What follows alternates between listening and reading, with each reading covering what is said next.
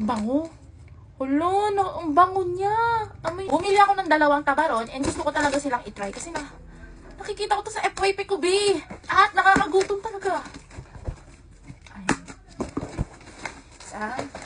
Hindi ko mahirap sa buksan, mga B. And, ganito yung itsura niya sa loob. Safe na safe talaga siya. And makikita nyo, ang kapal ng box. Kapal yung box niya and matibay siya kahit hindi siya nakabubble wrap. Ang in-order ko pala, isang regular and isang barbecue. Barbecue! Ayan. Buksan natin tong barbecue. Unahin natin si barbecue. Guys, this. Bango.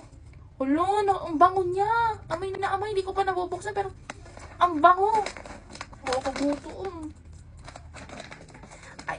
Taste test natin si Tabaron Barbecue. Ito si Tabaron Barbecue. Sarap.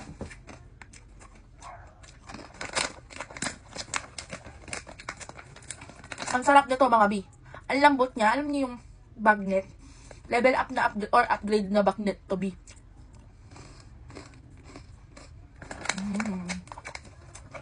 Masarap to kung may suka. Para sa akin, 9 out of 10. Next, si regular naman. Open naman natin si regular, mga B. Hindi pa din nawawala yung lasa ng barbecue, mga B. Open naman natin si regular. Ayan. Tingnan nyo si regular, mga B. May nakalagay din pala siyang expiration date, mga B. And ito naman si regular. Tingnan nyo naman siya, B. Ayan, o.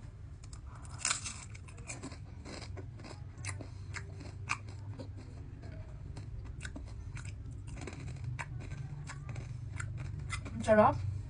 Ang sarap ng regular, mga B. Hindi siya maalat. Tapos, saktong-sakto lang talaga siya. Pwede nyo siyang papakin, mga B. Para sa akin, ito, 9.8 out of 10. Bagay ito sa mga taong hindi mahilig sa paalat talaga. Tapos, ayaw nang nakakaumay na chicharon.